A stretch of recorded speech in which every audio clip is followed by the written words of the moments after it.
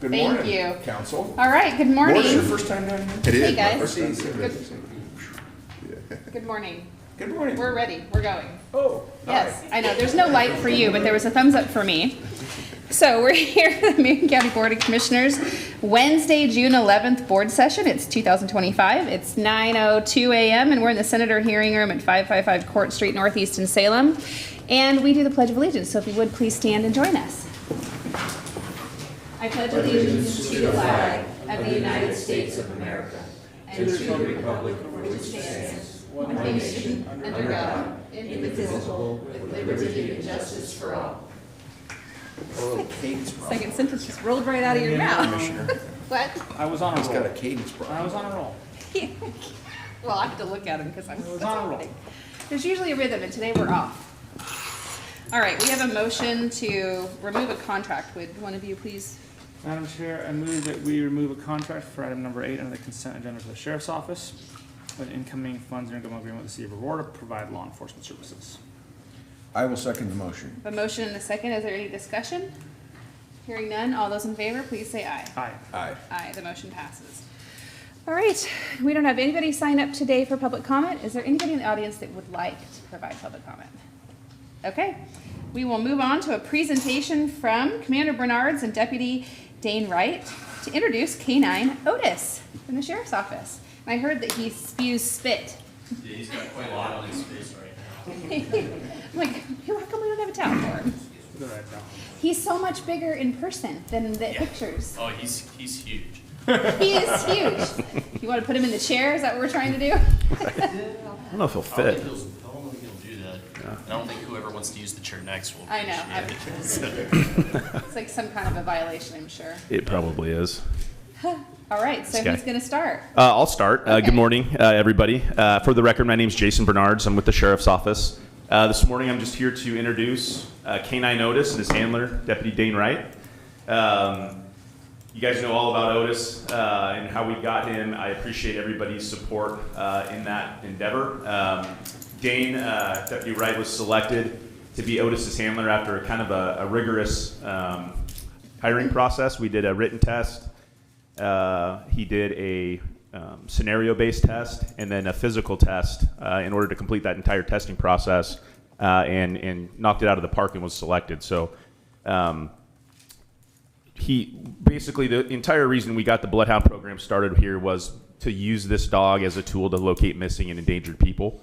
That's our first priority with this dog. He allows us to do that.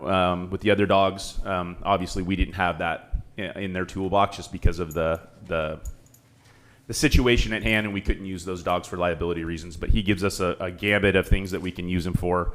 He's nationally certified through the Bloodhound Association through California, and Deputy Wright and Otis are almost done with their certification. We're getting really close to be able to deploy them on the street. So Okay. I'll let Deputy Wright introduce Otis.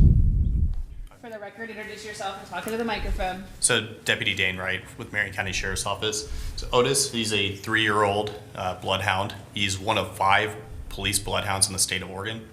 So we have 3 other in the area, 2 with Salem, 1 with OSP. So we have a good training group in this area to get Otis acclimated and to further expand on his tracking capabilities. These dogs are sole purpose driven on tracks, finding stuff, doing area searches and those type of things, whereas obviously your bite dogs are multi-discipline animals. So he's gonna have the chance to just really focus on doing search and rescue type of things, missing endangered people. He can do tracks for criminals as well. So his ability to just track it's up there. He's sitting very nicely for the cameras behind him, which I think is great. That is good. So as far as that goes, like these dogs are, even though we talk about like the bite dogs or whatever, saying, well, we can't use them for tracking people, for missing and endangered people like kids, these dogs are, since they're so focused on that and that's all they're really bred for, they tend to have a lot better nose to them than what those dogs would. So I think with time we're going to show that he's extremely capable, especially getting the chance to further expand on the bloodhound role in the state. I think we're going to start seeing a lot more of these across the state of Oregon, especially with case law, and then they're extremely useful animals. And is it true that if he finds you, he just licks you? He licks you and jumps on you. So like He's it's massive. yes, and then we give him some tuna at the end. So it's like that's their big Say prize. tuna, like tuna fish? Yeah, no, I get a package. There you go. He's like, excuse me, I know what that is. So like you see, I was thinking I was talking earlier that the bite dogs, you'll see them often carrying a toy with them. So when they're rewarded on doing something like finding a person, they're given the bite toy at least. Whereas Otis, if he finds a person, he gets the tuna. So I always have to have it on me because it's not fair to him. If he finds somebody, Sure. then I'm like, I don't have the tuna, and he's gonna be like, That's the deal. that's messed up. That's the not deal. how the. That's not how the This is what I do this for. Yeah, Give me so- reason. I got cans of tuna in my office upstairs. yeah, Well, you would sure absolutely can find eat him. them. So, He might come find you.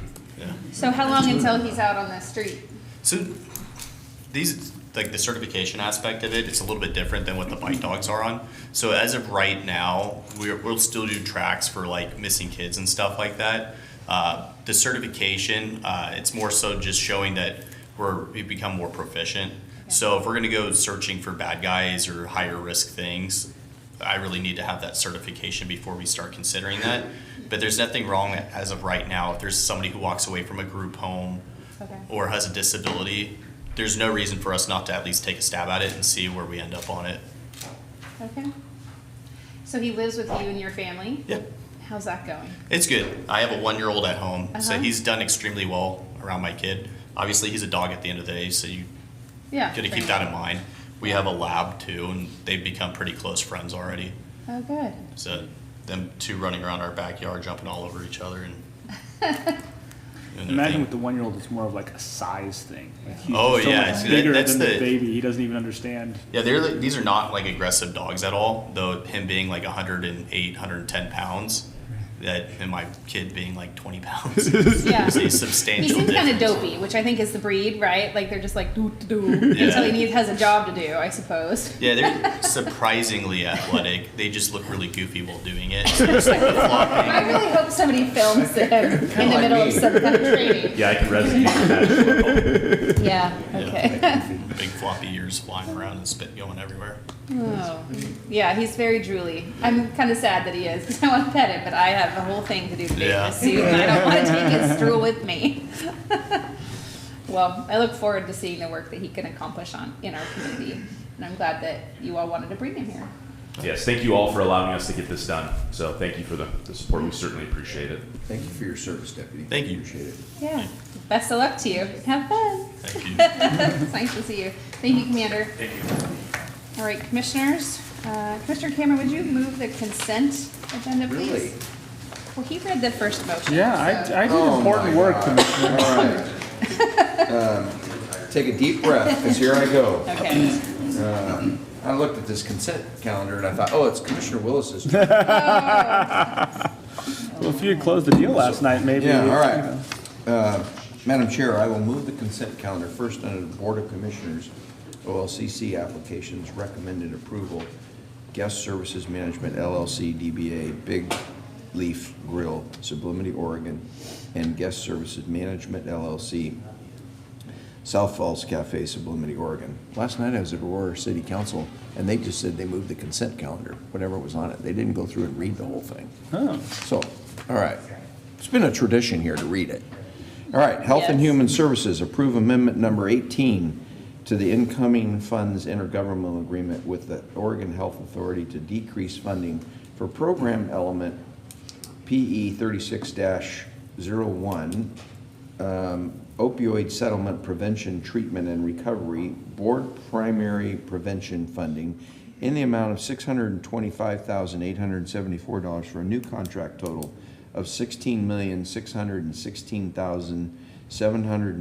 $16,616,712.84 through June 30th, 2025.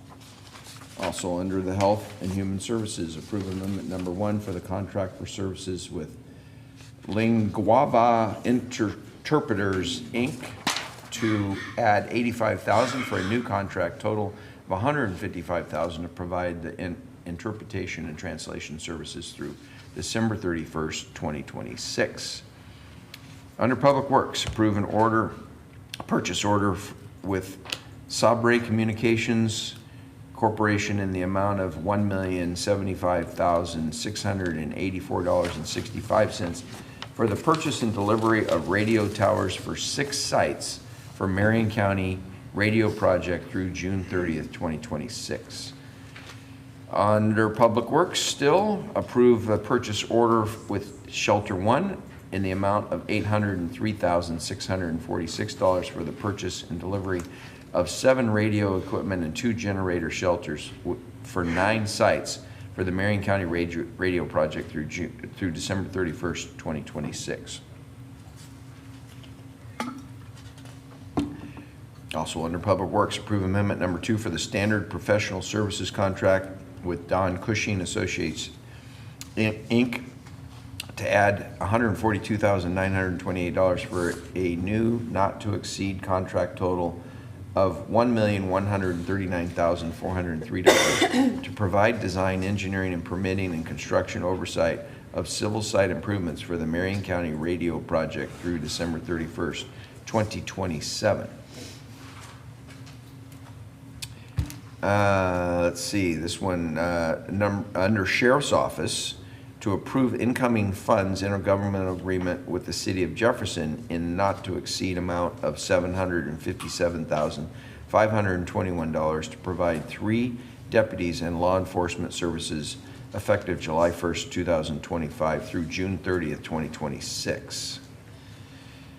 Also in the Sheriff's Office, approve amendment number 2 to the contract for services with Bridgeway Community Health and add $416,156 in projected Oregon Criminal Justice Commission CJC grant funds for a new total of $832,312 to continue to provide treatment services for clients who commit nonviolent drug and property crimes through June 30th, 2027.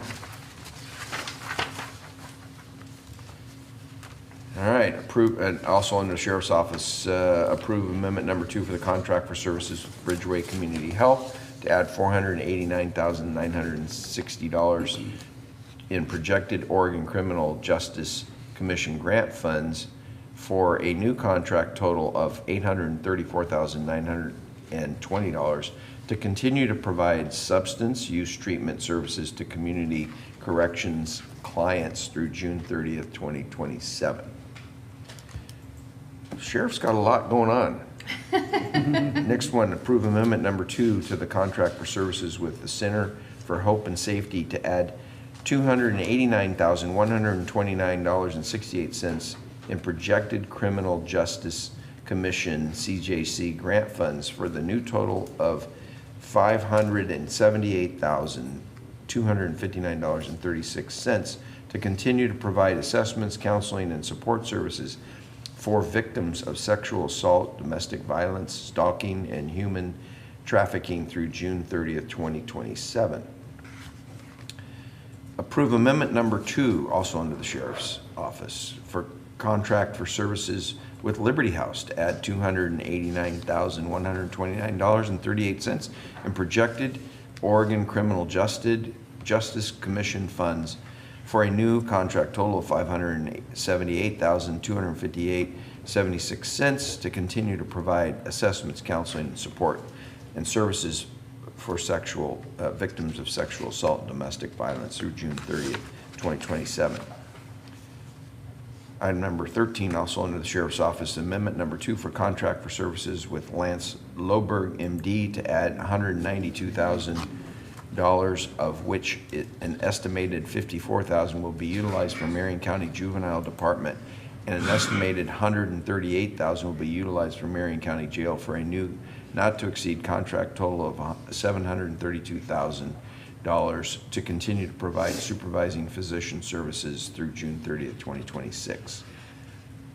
And finally, approve amendment number 7 to the purchase order with Correct RX Pharmacy Services, Inc. to add $447,304.44 for a new PO total of $2,383,475.54 to continue to provide pharmaceutical services for Marion County Jail through June 30th, 2026. I second the motion.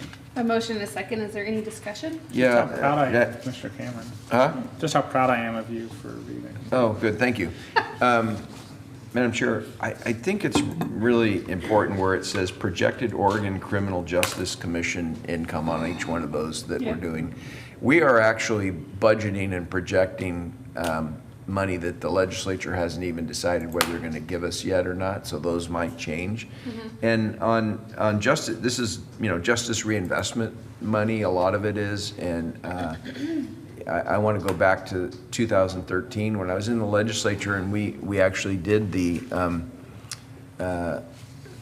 justice reinvestment. And every year we have to go over there and I guess plug in institutional memory to say, if you want to reduce prison population and keep people from recidivism, you got to fund these programs.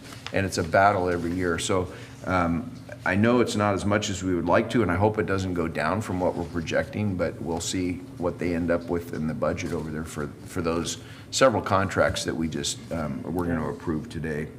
And then the other one that is in here that I think is really important for the public to understand is we take 10% of that CJC grant award, the Justice Reinvestment Award, and give it to our two, we have the Liberty House here and Center for Hope and Safety for victims assistance. So, which is really important that, we can support our victims to the degree that we can and, help them in many ways. So I just want to make those comments about, this is a real big issue important thing for the citizens of Marion County that we're approving in this consent calendar. Yeah, thank you. Commissioner, do you have anything to add? Nope. All right, all those in favor, please say aye. Aye. Aye. Aye, the motion passes. Thank you, Commissioner Cameron, for reading that. All right, our first item under action for business services is consider a public improvement agreement with Robinson Construction Company. There's a lot of you this morning. Oh, yay. Good morning, Commissioners. I'm Tamara Getch. I'm the Director for Business Services, and I'm joined here today by a few fine folks that are going to help me with this presentation. Jay Bergman, Undersheriff for Marion County. Jeff Bonney, Facilities Analyst. Wesley Miller, Construction Project Coordinator, Marion County. Thanks for being here. Great. So the board has asked for a little bit of presentation on this new construction facility, and so we've prepared just a small, short presentation for you so that you and the public can see what will be happening here in Marion County on the sheriff's campus. So for here, I just wanted to talk a little bit about what is going to be placed at the new location site, which as we get into it, you'll see some video or some visuals about the site's location, but really the building's purpose is to provide space for receiving, cataloging, storing, and maintaining evidence that is collected through our law enforcement partners and the sheriff's office. As I mentioned, this is on the sheriff's campus of the jail location at 4040 Almsville Highway. It is a 10,000 square foot facility and will be constructed on an open site there. That includes landscaping. We'll get into that a little bit more as we develop. The contract for the capital improvement project is a total of $9,785,678. However, the construction contract is a little less because some of it goes towards design, architect, landscape, etc. That's in for $6,957,000. That was awarded through this contract, if approved, to Robinson Construction Company. We worked with McKinsey Engineering, who helped us in the design phase of this facility and also helped orchestrate the entire project team to be able to go around to various locations to observe actual newer constructed evidence facilities so that we could get hands-on experience with what it could look like, what worked for them, gain from their experiences, and then include that into our own design so that it not only meets today's needs, but future development. Wesley will talk more about the construction timeline, but in total, it should take us from this month. We hope to have the construction on site in June, later this month, and then have it completed by the end of May of next year. Exciting times. Good morning, Commissioners. From the Sheriff's Office perspective, our current evidence building is antiquated at best and undersized. Currently, there's not enough room in that building for our staff to actually be in, so we rent a trailer outside for their office space. So this new building is going to be important for us because it's number one, going to be big enough for our current needs, but also our future needs. It's going to be more energy efficient, and it's going to help us be able to comply with the state standards as far as accreditation and the legal standards that we have to follow with regards to evidence collection, processing, and storage. So from our perspective, this is going to really help us out, not only now, but in the future.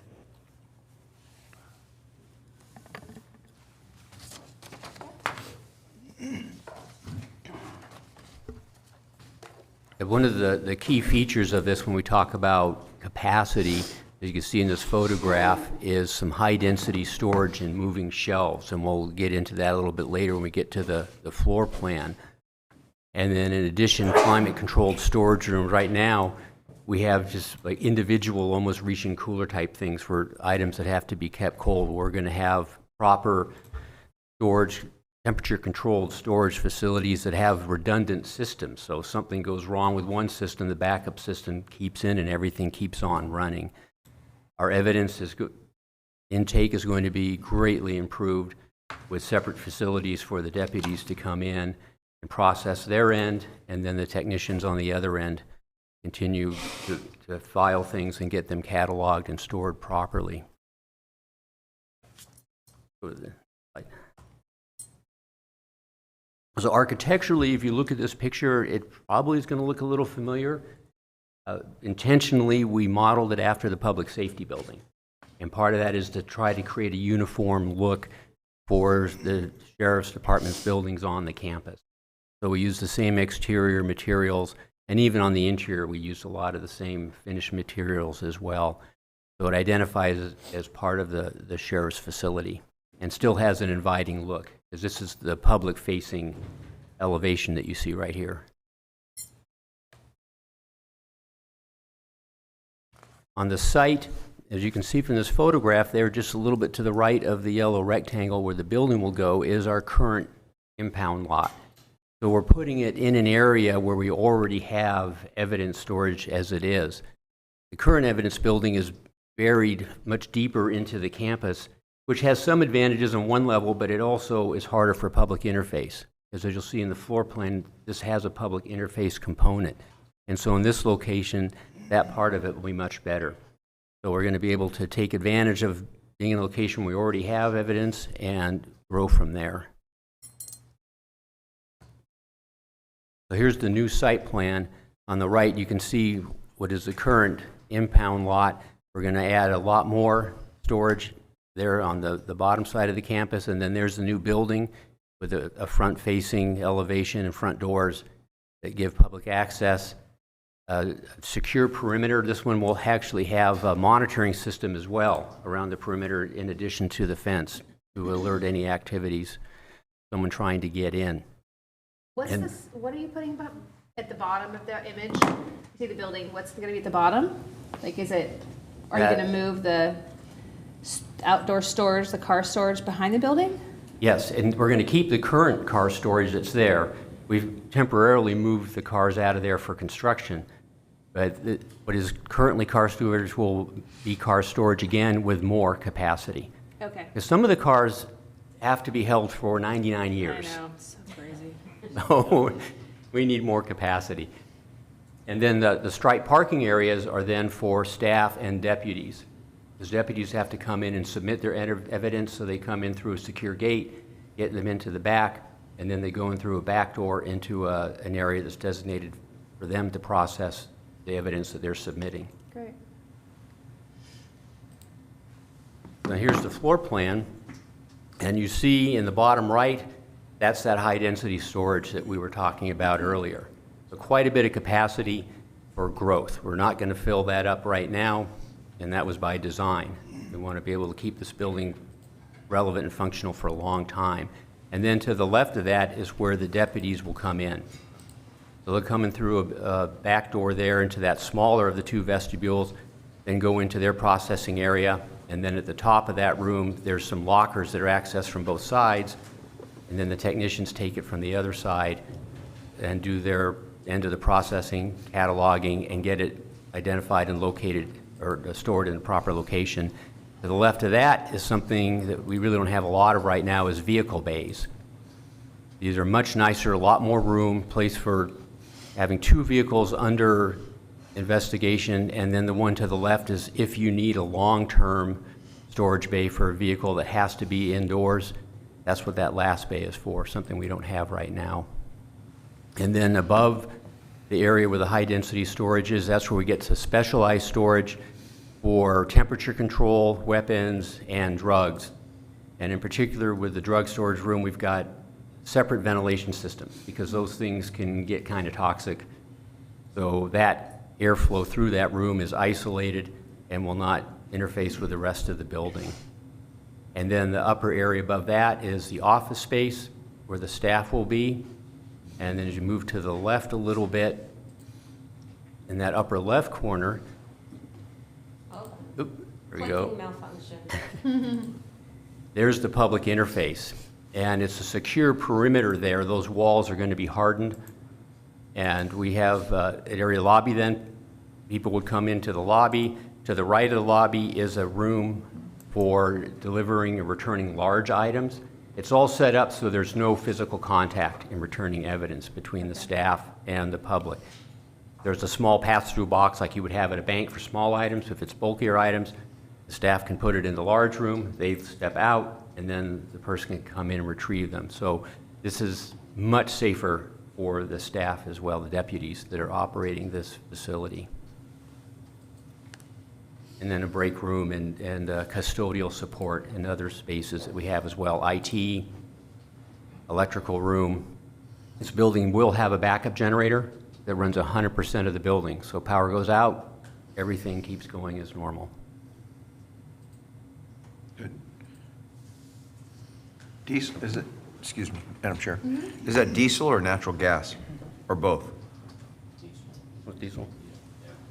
Diesel.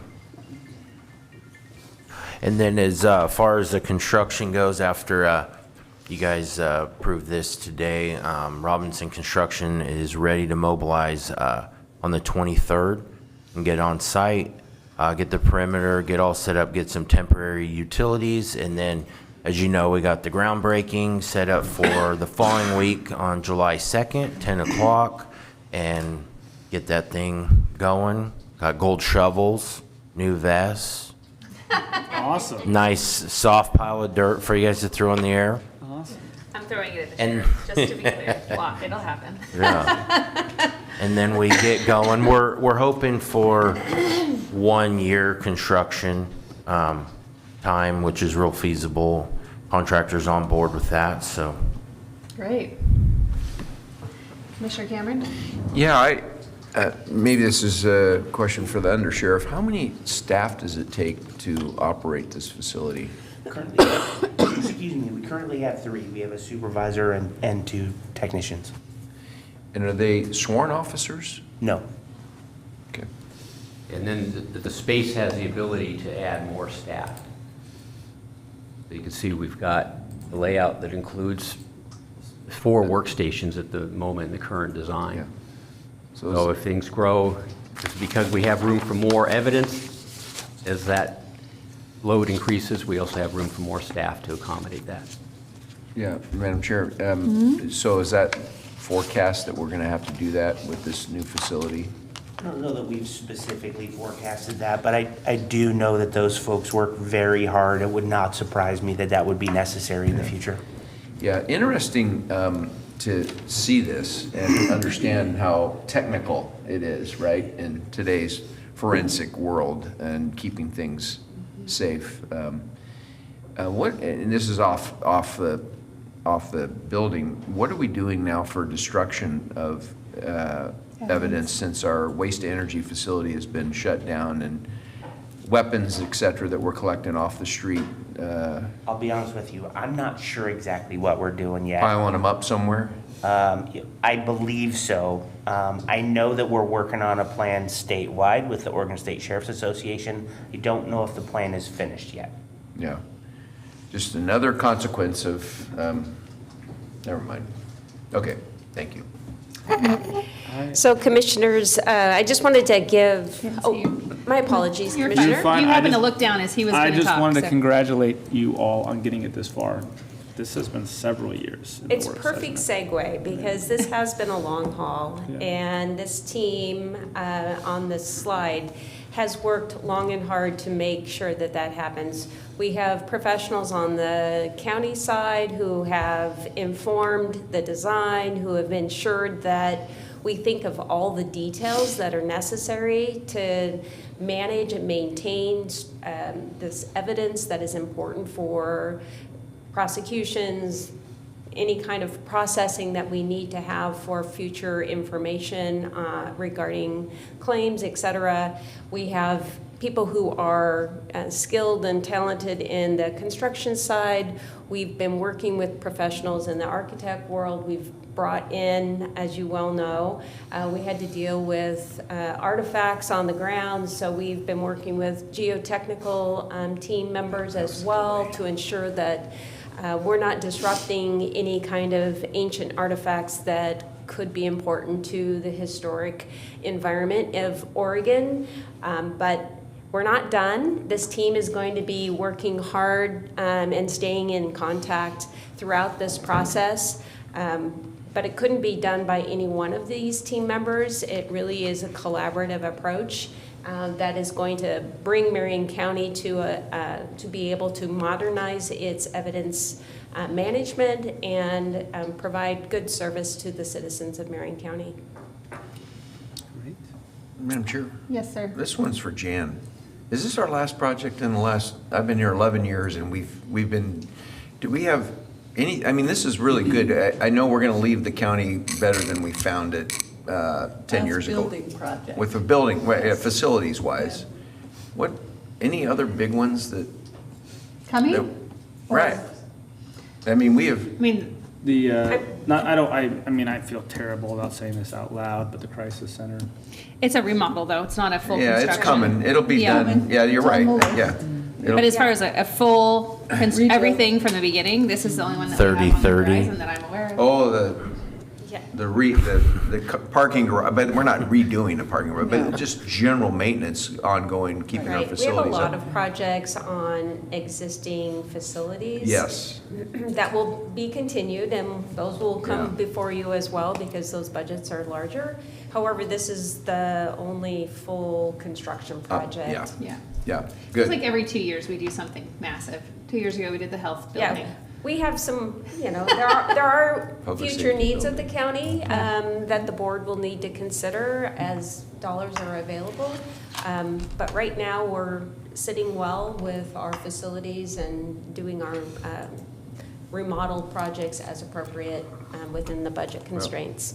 I mean, it's a great team up there, but I also want to, you just compliment Jan and finance and just how we've been able to do these things and not over leverage to do them, and borrowed money at the right time to do them and paid off debt. And I mean, it's really a good team effort from the whole county, and I appreciate that. So, Thank you. Yeah. Very strategic process. Right. Because we did get like 1.99% interest rates for sheriff's office building and all the buildings, juvenile building. We have built a lot of buildings when it was the appropriate time to do so. So yeah, I think we're set for a while for big buildings. can't wait till this one's done. good. next year, right? Yep. So before you today is the consideration for contractor approval for the construction of this project. Great. Are you looking at me, Madam I'm Chair? looking at you, sir. Okay, Madam Chair, I move that we approve the public improvement agreement with Robinson Construction Company in the amount of $6,957,000 for the construction of the new Marion County Sheriff's Office Evidence Building through June 30th, 2026. I'll second the motion. A motion It's a and a- big number. A motion and a second. Is there any further discussion?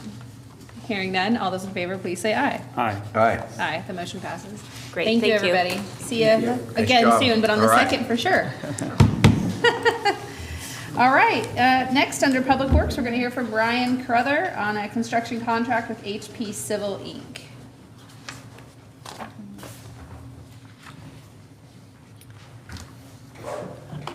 Good morning, Commissioners. For the record, Ryan Carruthers, Marion County Public Works. I feel like all we talk about is the Pudding River. We do see a lot of projects across the Pudding River and the Little Pudding River, which is a separate river. Right. And so mine's going to be a much smaller construction project than the last one. As you said, I'm here to talk about our Newsom River Pudding River Bridge Repair Project. The project's located just northeast of the city of Silverton, near the intersection of Torvald Road and Newsom Road. So we have a bridge where the approach slab is settling over time. And so our operations group has went out and they've had to repair it.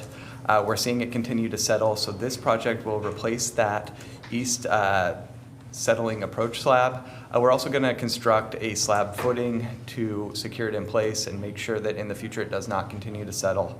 And then while we're out there, we also plan to widen the shoulders and redo the approach guardrail so that it will meet current standards.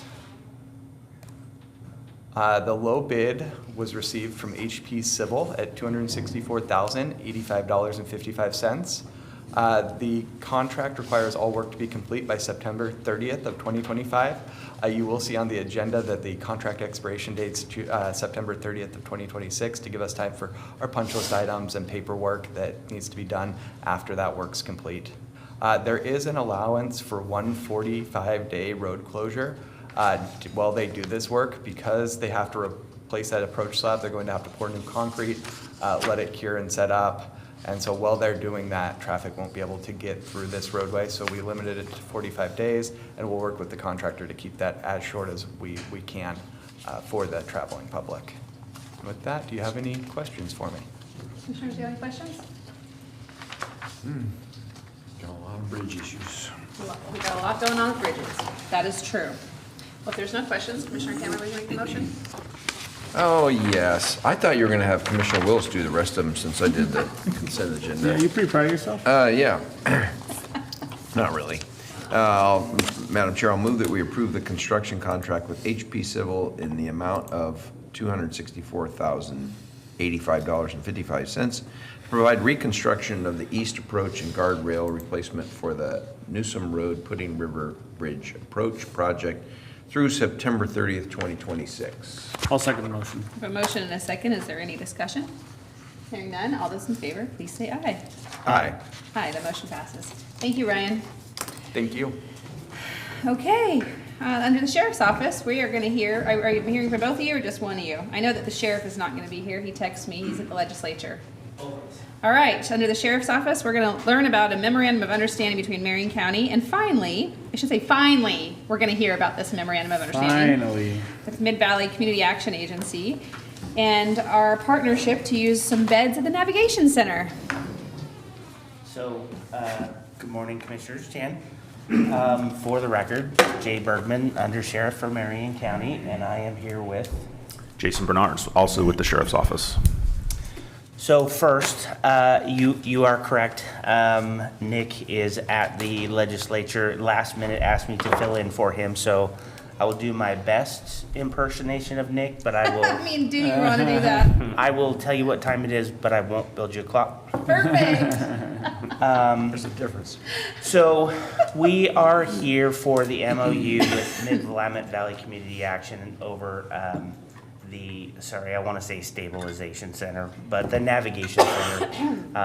As you all know, the county paid a significant amount of money to get that building up and running, and we've been working for the last couple of years to get an MOU in place for our folks to be able to use some of those beds in emergency situations. So, been going back and forth on this MOU for quite some time. Ultimately, the goal here is to provide housing for some of our folks who are homeless and obviously experiencing some behavioral health issues as well. Back and forth on the contract, and most recently, Sheriff Hunter and Jimmy Jones had personal conversations about some details in the contract. So we finally have this set up. 15 beds are emergency for law enforcement assisted diversion beds, not just for Marion County, but for law enforcement in general, as well as a number of other beds available for short-term housing for folks experiencing homelessness. So I will turn the rest over to Jason. Yeah, I think for me, just as a patrol perspective, specifically for LEAD, as the board knows, when we come into contact with these individuals out on the street, our entire goal is to get them resources, to get them back on their feet, help them get healthy, be a productive member of society. And sometimes with certain individuals, that window is very narrow. Having these emergency beds in a place where they're safe, they're sheltered, gives us an opportunity to come back and actually find them to do that follow-up the next day, to get them the referral that they need to get into those resources. So this is a huge win for us. Also, on the patrol perspective, not only with LEAD, even if they don't qualify for LEAD, but getting these folks safe somewhere where they're not gonna be a victim of a crime, they're not gonna commit a crime. That is a huge win for us because we can focus on more important emergencies once we get these people safe. So it's a huge win for us. Thank you, Commander. I have a couple questions on the contract. First, I want to say I appreciate the time that all of you took. It feels like there were several involved in this. We took the tour in October of 2023, which was an interesting experience for me. And item H refers to individuals who might have acute needs or conditions to be reviewed or pre-screened by the what's now called the Marion County Behavioral Health Crisis Center. Are they going to allow MCRT and the QMHA or QMHP that's riding along to be able to do that pre-screening? Was it a conversation? I didn't personally have that conversation. I don't know if you did. I did not either, no. Okay. I think it'd be worth talking to Jimmy, just because we do have that team coming back online, and the crisis center obviously has a lot going on and can't always get out into the space. And if we have MCRT present, there's a qualified mental health professional who's licensed to be able to do that pre-screening work. And it's not called out in the contract, and I feel very confident that the administrator of the building would be willing to say no to a pre-screening if we didn't have the language presented somewhere. So I think it's just a suggestion to talk to Jimmy about that. And then lastly, I understand the behavioral needs of the navigation center to keep kind of the status quo and the balance of the behavior in the facility. So I'm not suggesting at any point that we try to disrupt that. But it states that they can deny access to an individual for any reason, regardless of meeting the eligibility requirements, which concerns me a bit because the extreme nature of the individuals that we're navigating on the streets and the circumstances that they're presented with. I just want to know how you're going to be tracking access and denial for this particular project. Well, I'm going to rely on that gentleman to do the tracking when his people get denied access to a bed. Okay. I would just then ask Commander that in the beginning, if denials come, if you communicate that to me, I'd like to understand the circumstances and be working with Director Jones on kind of an understanding of that. It's not for the law enforcement officers, in my opinion, to be an expert on behavioral health. It is the expectation, it seems like, the community for that to happen, but that is not your job. And there are professionals at the Navigation Center who claim to have those skills, and I would hope that we could find a balance to not have a lot of denials. That language specifically in this contract, and I think I mentioned this, I think you were not here at Management Update, like I am a little alarmed by that. and hope that, and believe, really, that Jimmy Jones is a collaborative partner and wants to be a proactive partner in this space. But the fact that it took so long for this contract to come around is telling to me and frustrating. And it shouldn't have had to have elevated to the director of Community Action Agency to get to this point.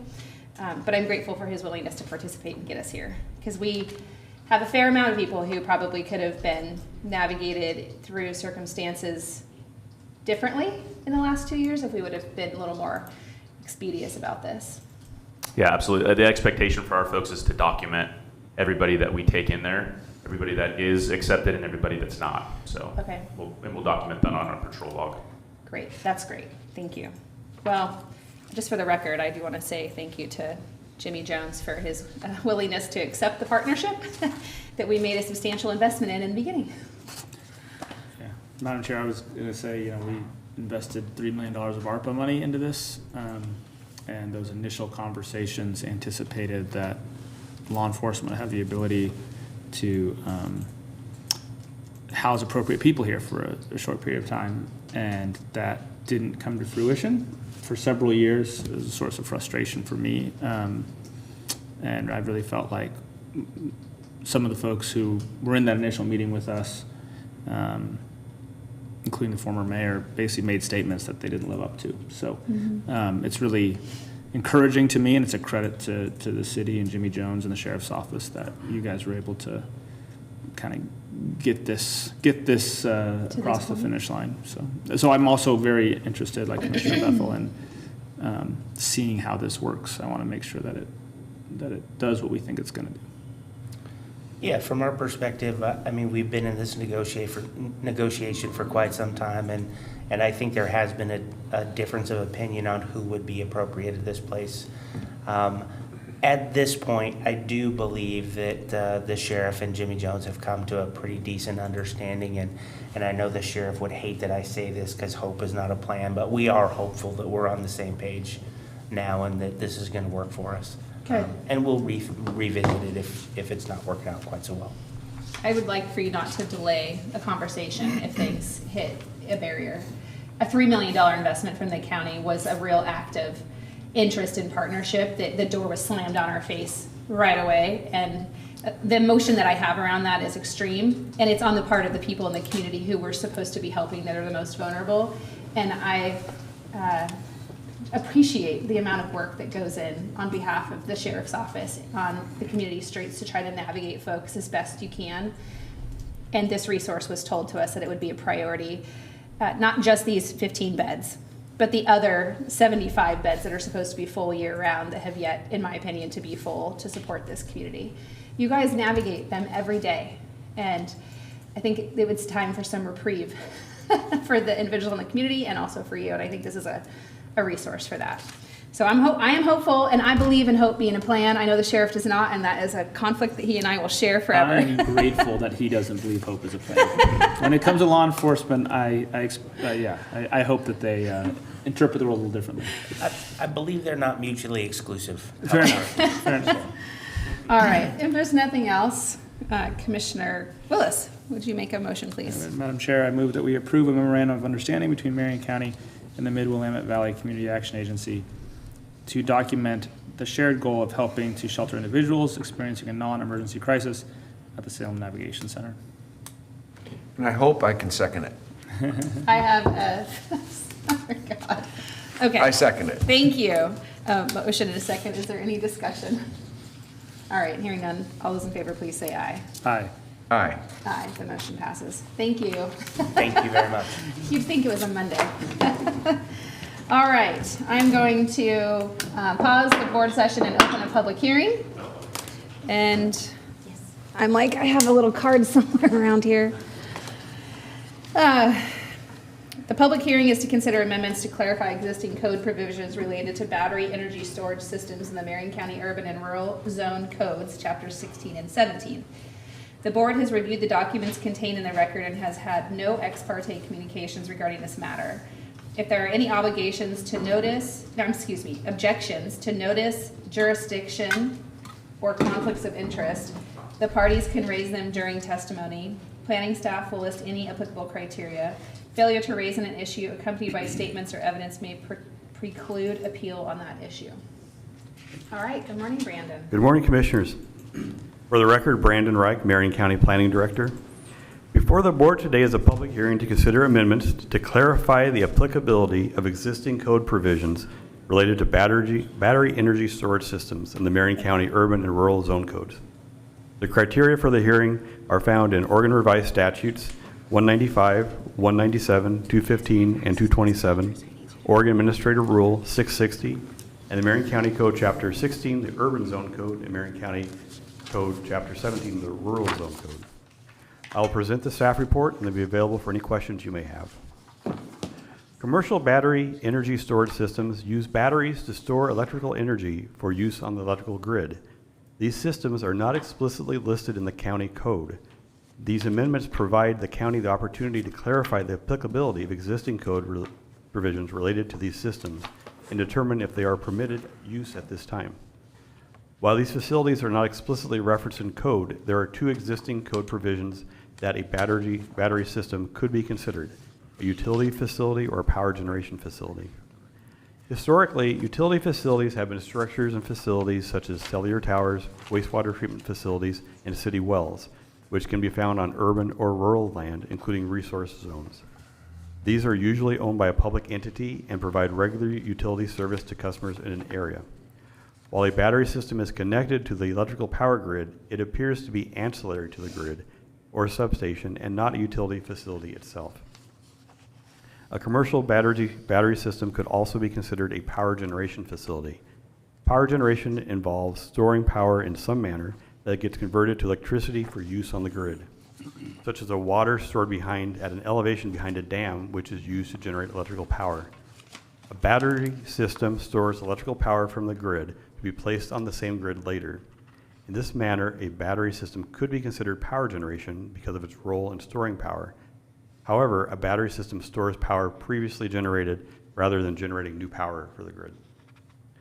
There do not appear to be zoning provisions related to battery systems in the Oregon statute or Oregon administrative rules.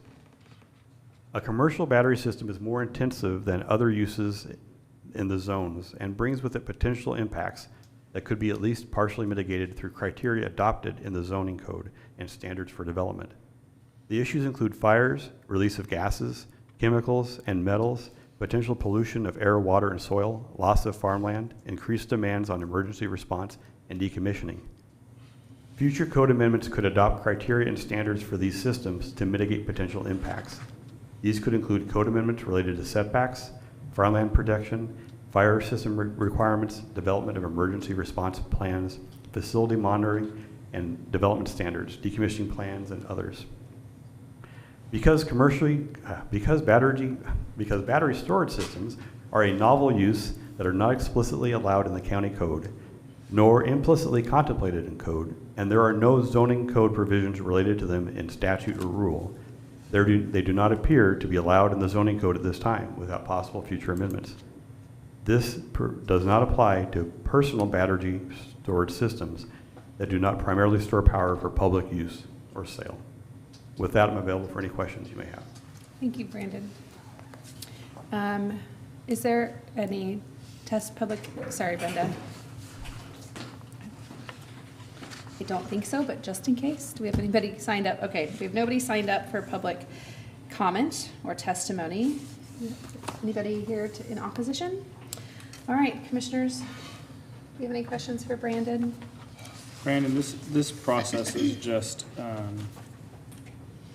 recommendations are just to ask staff to clarify the code in this regard, is that right?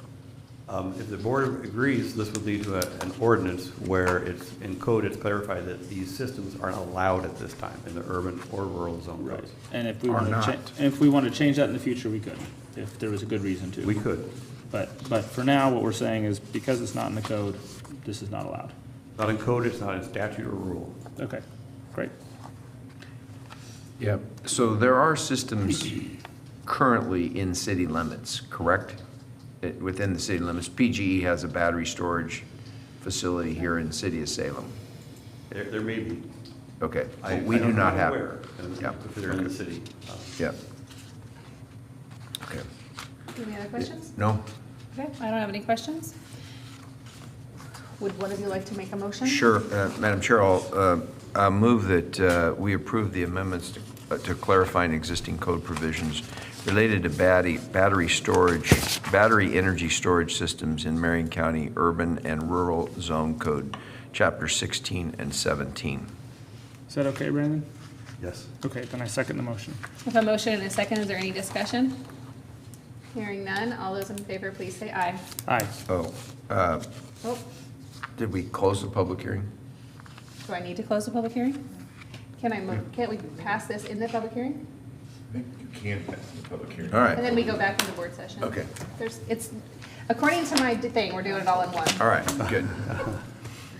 All right, so, are you gonna vote? Aye. Aye. Aye. Thank you. All right, so the motion passes. Thank you, Brandon and staff. You guys did a great job. Thank you, Commissioners.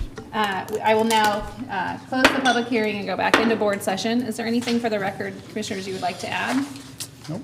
Yeah, for the record? Or Yes. just about what's going on?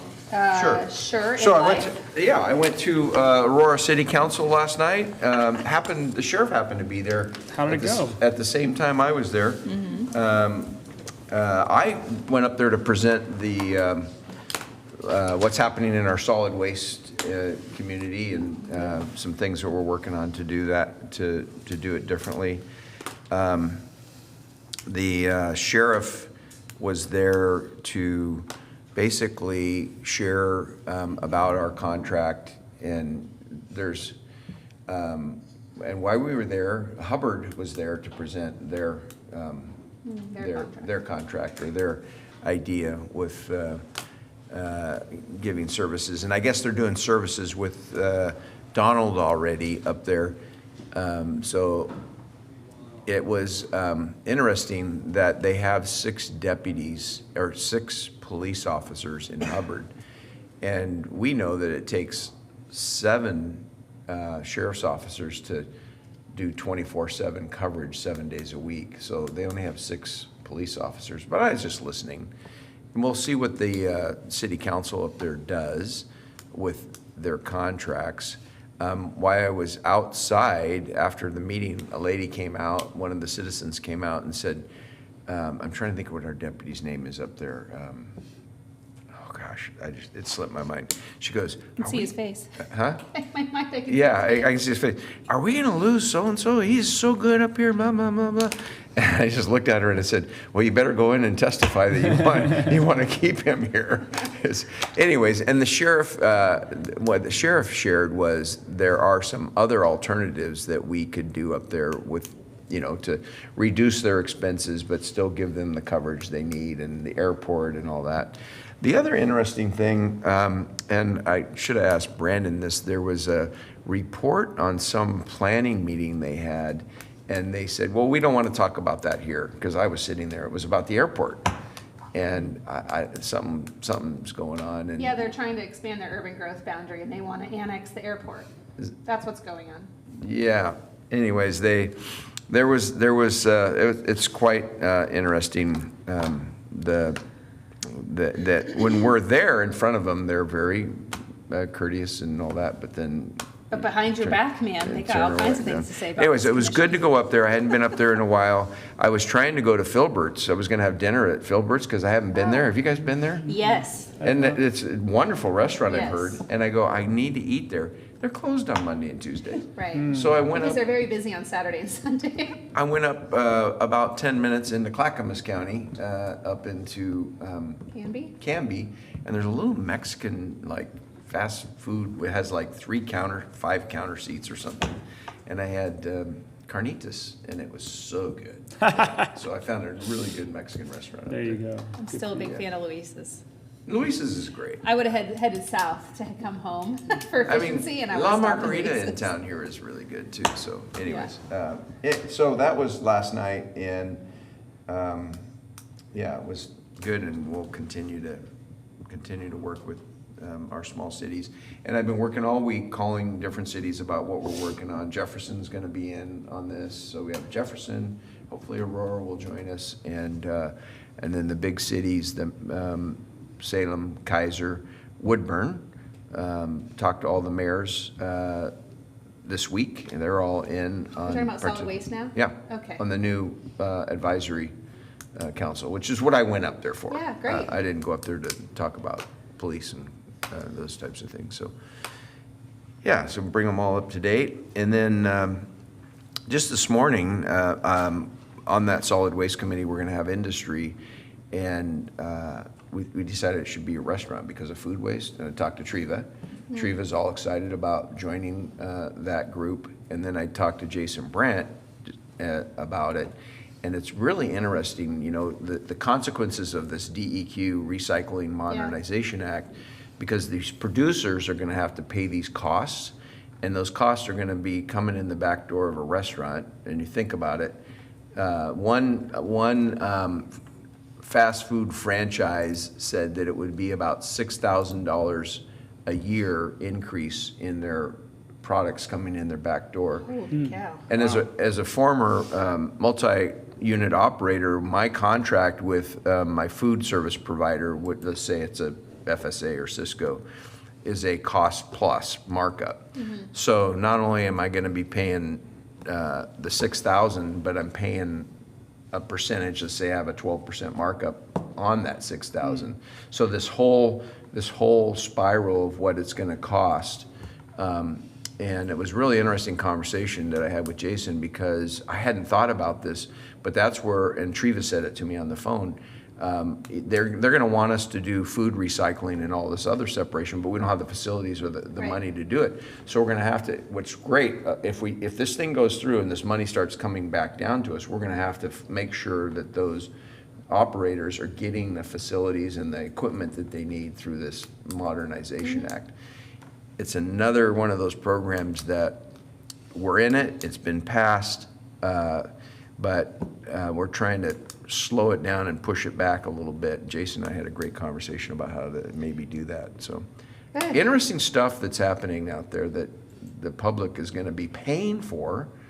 And we're the first state in the country to do this type of thing, again. Yeah, you always say go slow to go fast, and I think it's such a relevant statement in this situation, because I think, you know, they want to have the outcome today or yesterday, but in order to do it right, to get it done right, and that's not necessarily for me like the observation of burden, because the burden is present. To do something well and to do something right, it's going to be burdensome, but it would be nice if they could really just pace the rollout and implementation of the law and expectations into industry, so that way all the full scale, from smallest mom and pop shop to the greatest chain, can deploy what's needed the right way, and allow the overseers and the regulators and the system investors to be alongside all of that, so they have the tools and the education, et cetera. Well, it made me, it just confirmed for me this morning that we're doing the right thing moving forward with this new group, because there's people that are gonna be represented that other people, the you know, elected official in the city's going, yeah, let's get food waste. And they're gonna hear from, you know, the person that's actually gonna have to do that, what it's gonna cost and how this is all gonna work, if it's gonna work. I mean, it's expensive to reduce our waste. It's expensive to do that. It costs money to reduce waste and keep it out of a For everybody, landfill. not just us, but even for the consumer. Well- Like, the reality is, like, I went, just recently as an example, I'm always listening to you about being, you know, master recycle, and you want to reuse first, right? You say that? Like, Reduce first. reduce first. Don't Okay, buy it. well, yeah, don't Or buy, buy it. it So differently, in order to yeah. do that, you have to reuse. So I have glass jars at home, and I went over to the bulk area at Winco to go through the process, which, by the way, is not convenient. You know, they Now don't you got- allow you, you know, nobody is there to monitor your scale to determine what the weight of your product is coming in versus what you're putting in it to weigh at the scale at the checkout. And so in order for me to save money, I had to go through this whole rigmarole with this poor cashier who was like, I'm just gonna have to take your word for it. And I was like, well, that doesn't seem right. Because I weighed my jars before I put my spices in them, because I wasn't gonna use their plastic ones. I bags. took my own. Now, if I was to go to Life Source, the whole thing is set up because it's small, the facility. But at the big chain stores that want you to do the same thing, it's super inconvenient. So inconvenient. Yeah, and the poor gal. without using the plastic bags, it's hard to, because Yes. she's got to subtract the weight of your container. Yes. And it turns out not everybody graduates high school with the ability to do basic math. That's what I've learned. So I have two things. Well, good, I'm glad to hear you're trying to do I that. am and Yeah. I tell you what, with my lifestyle, sir, I was super annoyed by the time I left that store. I need eggs. Yeah, right. well, my chickens are on strike. All right. So tonight, Gambaretti's is celebrating 15 years, and they just opened at a brand new location at the Holman Hotel, downtown Salem. So their celebration begins at 5. I hope you all are coming. Cool. And then secondly, on Monday. So Saturday I was scheduled, and then they moved it to Monday, to do an elected official disaster recovery observation flight with an organization called ODART, which is an Oregon Disaster Aviation Response Team. And it's made up of all volunteer pilots. They're registered under FAA. They must be volunteer. They cannot be compensated for their fuel or their time.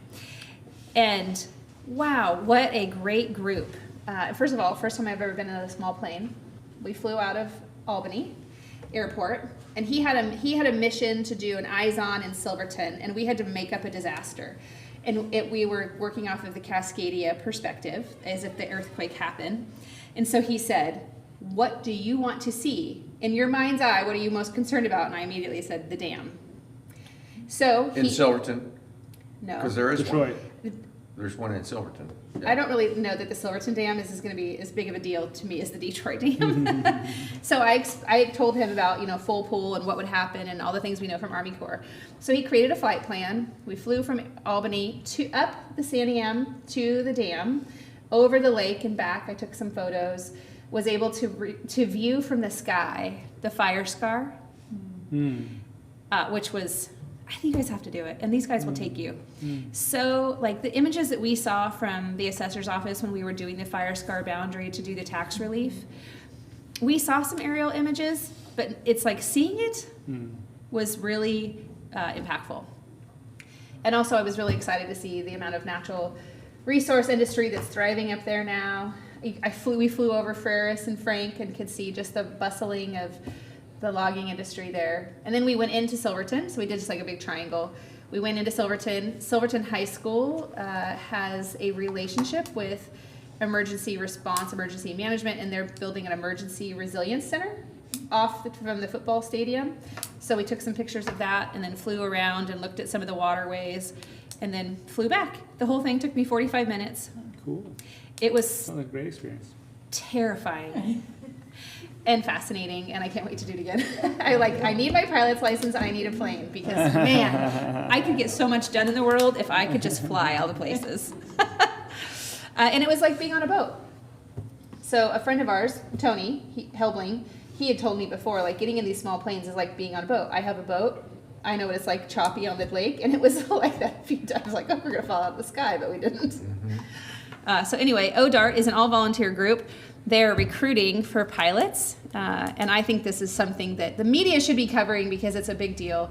The state doesn't actually have a real collaborative partnership, like entity of people who are working together for any type of real disaster response, and these guys are kind of facilitating that. So I'm grateful to have them here in Marion County, and they are some of the commenters, the positive commenters on us getting SR2 passed with Senator Girard to make the Aurora Airport a resiliency airport, right. Which is going to be moving to the governor's desk for signature. So hopefully that it's good. I guess I was told it was going to be lumped in with a bunch of other bills in the House since it was a unanimous passage in the Senate and just kind of flow through the process to her desk, which is awesome.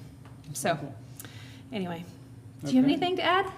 Nope. All right. Just working away. Well, I think we should all be prepared for emergencies, so stay tuned and learn. And with that, have a great day. We're adjourned.